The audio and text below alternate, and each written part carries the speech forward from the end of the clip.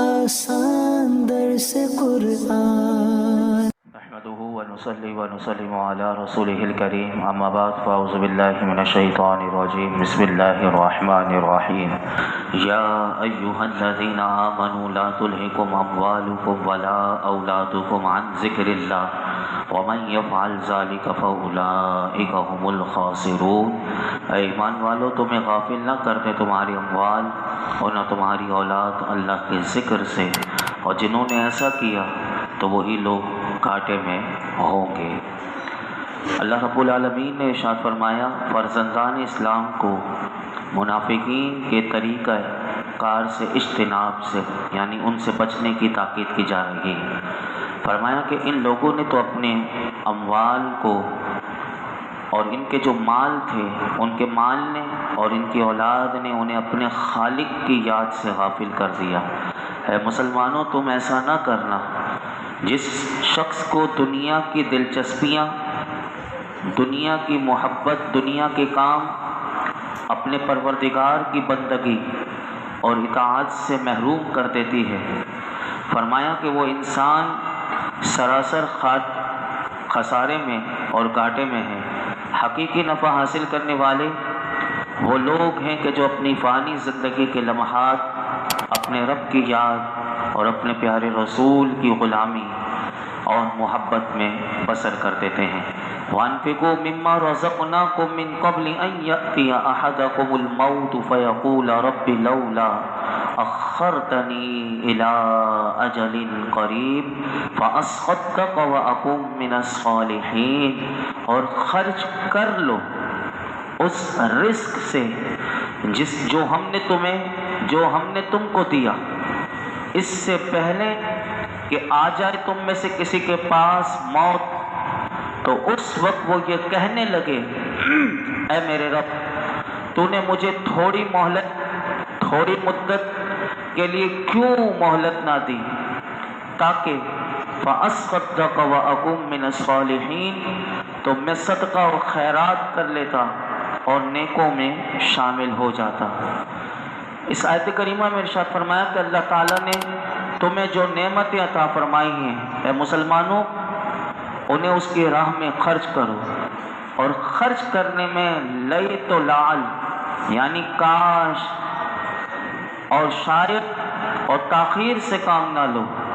ایسا نہ ہو کہ موت کا وقت آ جائے اور تم کبھی افسوس ملتے رہ جاؤ، اور اس وقت تمہاری آنکھیں کھلیں، اور جب تمہاری آنکھیں کھلیں تو تمہیں سمجھ میں آ جائے کہ اب تو ہم اس سفر پر روانہ ہو رہے ہیں کہ جو طویل سفر ہے، اور اس سفر کے لیے تمہارے پاس کوئی ذات راہ نہ ہو، اور پھر تمہیں ذات راہ نہ ہونے کا احساس تمہیں ستانے لگے، اور تم اس دنیا سے رخصت ہوتے وقت ایڑیاں رگڑ کر تم میری بارگاہ میں التجائیں کرو کہ ایک مرتبہ یہ موت ٹل جائے، تھوڑا سا وقت مل جائے، میرے پاس جو کچھ ہے مال، میں اللہ کی راہ میں جی بھر کے اپنا مال لٹا لوں اور میں اللہ کے نیک بندوں میں شامل ہو جاؤں، پھر مجھے موت آ جائے، اور تو پھر اس طرح اگر مجھے موت آئے گی تو میں بخوشی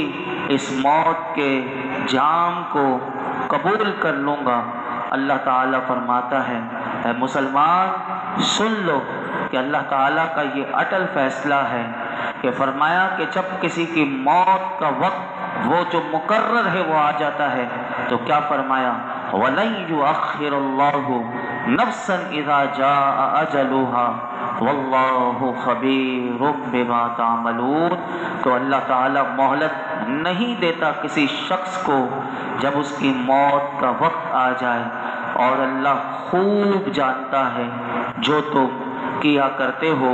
فرمایا کہ لوگوں یاد رکھنا کہ تم جو چاہو گے کہ موت میرے بات کہنے کے بعد آئے، میں اللہ سے دعا کر لوں، اور میں کیونکہ وہ مجھے منظر دکھا دیا جائے موت کے وقت کہ دیکھو اب تمہارا کتنا لمبا سفر ہے، اور اس لمبے سفر میں جو برزخ کی زندگی ہے، جو قبر کی زندگی ہے، اس میں تمہارے پاس کوئی ذات راہ نہیں، اور جو آخرت میں تمہارے پاس یعنی اس کے لیے تمہارے پاس کچھ بھی سامان نہیں، اور تم اس وقت یہ تمنا کرو کہ مجھے مہلت مل جائے کہ میں اپنی زندگی بھر کی کمائی اللہ کی راہ میں دے دوں اور اب میں نیک بن جاؤں، تو اللہ فرماتا ہے یاد رکھنا کہ موت کا جو لمحہ ہم نے لکھ دیا ہے اس میں 1 سیکنڈ کا بھی 60 سیکنڈ اگر اس کو کریں اس کے بھی تو 1 لمحے کی بھی فرمایا تاخیر نہیں کی جاتی۔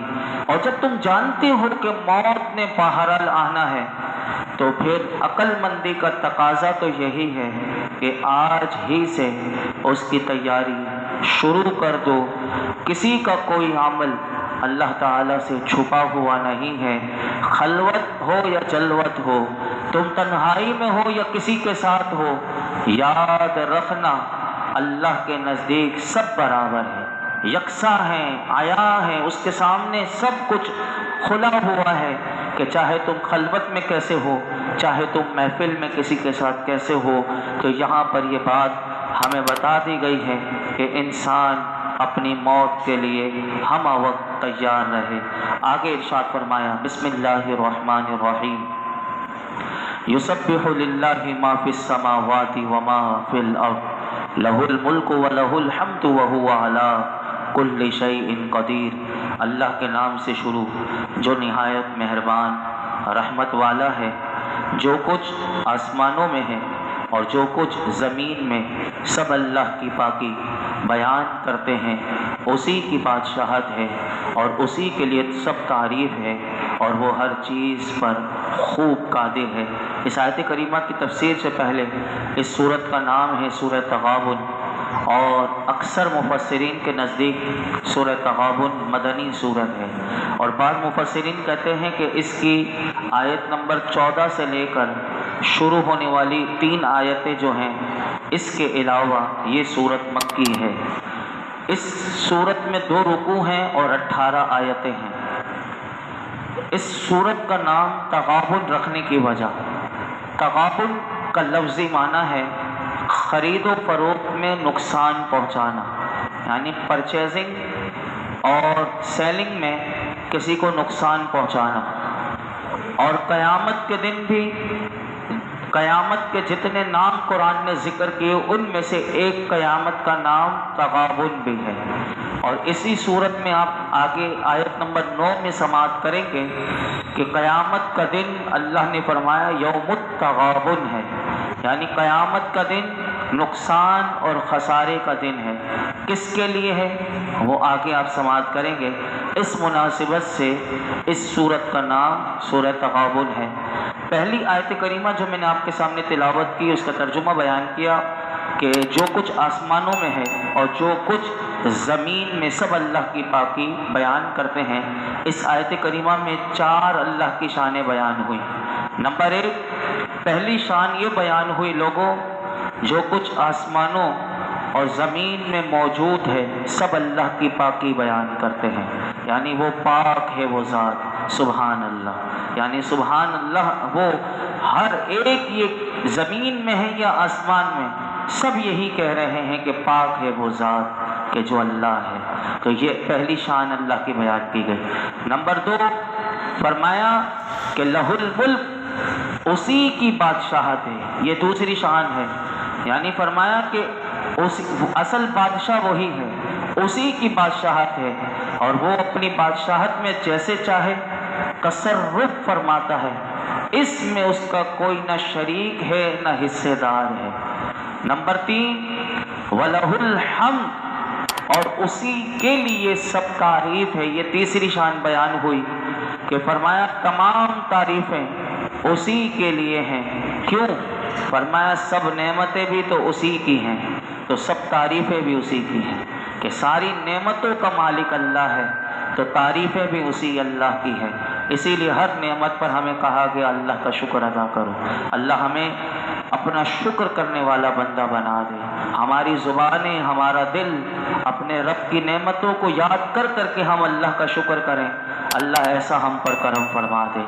اور فرمایا وَهُوَ عَلَىٰ کل شیء قدیر۔ یہ چوتھی شان اللہ نے بیان کی کہ وہ ہر چیز پر خوب قادر ہے، کسی مانع اور رکاوٹ کے بغیر جو چاہتا ہے جیسا چاہتا ہے، فرمایا کہ وہ کرتا ہے، کوئی اسے روکنے والا نہیں، کیونکہ بادشاہ وہی ہے، کائنات بنائی ہوئی اسی کی ہے، سب کچھ اسی کا ہے۔ تو فرمایا کہ وہ جیسا چاہتا ہے کرتا ہے، اور بغیر کسی رکاوٹ کے، بغیر کسی کے روکے، کیونکہ وہ مالک ہے، وہ خالق ہے، وہ رازق ہے۔ یہ اللہ تعالیٰ کی شان بیان کی گئی پہلی آیت کریمہ میں۔ پھر مزید کل ہم سماعت کریں گے اس کی 17 آیتیں ہم تفصیلاً انشاءاللہ سماعت کریں گے۔ اللہ رب العالمین ہم سب کو قرآن حکیم کا نور اور اس کا فیضان نصیب فرمائے۔ الحمدللہ رب العالمین والصلاة والسلام علی سید الانبیاء والمرسلین وعلی آلہ واصحابہ اجمعین۔ اللہ پاک جو کچھ سنا اس میں کوئی غلطی کوتاہی ہو معاف فرما، اپنی بارگاہ میں قبول فرما، قرآن حکیم کا نور اور اس کا فیضان نصیب فرما۔ یا اللہ ہم سب کو تیرا ذکر کرنے والا بنا دے۔ یا اللہ قرآن پاک میں غور و فکر کرنے کی صلاحیت ہمیں عطا فرما، غور و فکر کرنا ہمارے لیے آسان کر دے، اپنی موت کو یاد رکھنے والا بنا، موت سے پہلے اعمال صالحہ کی توفیق نصیب فرما۔ یا اللہ ہمیں بخل سے، دنیا کی حرص سے، طمع سے، لالچ سے ہمیں بچا۔ اللہ دنیا کی محبت سے بچا، اپنے اور اپنے حبیب کی محبت عطا فرما، تیرے پیارے رسول کا سچا غلام بنا دے۔ اللہ حضور کی سچی غلامی نصیب فرما، حضور کی کامل اتباع اور اطاعت کی توفیق نصیب فرما۔ اللہ ہمیں ایسا بنا دے کہ تجھے تیرے محبوب کو پسند آ جائے۔ میرے مالک ہم تجھ سے تیرا فضل اور تیری رحمت کا سوال کرتے ہیں، ہم سب کو اپنا فضل عطا فرما، اپنی رحمتیں عطا فرما۔ یا اللہ ہم سب کو برکتیں عطا فرما۔ اللہ ہماری زندگیوں میں آسانیاں عطا فرما، ہمیں آسانیاں بانٹنے والا بنا دے، خیر کی خیرات دے دے، خیر کو تقسیم کرنے والا بنا دے۔ یا اللہ ہماری ذات سے کسی کو تکلیف نہ پہنچے۔ یا اللہ ہم سب پر، عالم اسلام پر اپنا خاص فضل و کرم نازل فرما۔ یہ جتنے حاضرین موجود ہیں سب کی جھولیوں کو، دامنوں کو مرادوں سے بھر دے۔ اللہ جو بیمار ہیں سب کو شفا عطا فرما۔ مولائی کریم سیدہ نسرین بی بی، ان کے آپریشن میں بار بار رکاوٹ آ رہی ہے، ان کا پیلیا بھی بہت ہے، انہیں جو تکلیف ہے پروردگار عالم سیدہ کی ساری تکلیفیں دور فرما دے۔ اللہ ہم سب کے گھر والوں میں، بیوی بچوں میں، ماں باپ میں، بہن بھائیوں میں، عزیز و اقارب میں، حضور کی امت میں، گھر میں، ہاسپٹل میں جو بیمار ہیں، اللہ سب کو شفا عطا فرما۔ وصلی اللہ تعالی علی خیر خلقہ محمد وعلی آلہ وصحبہ اجمعین۔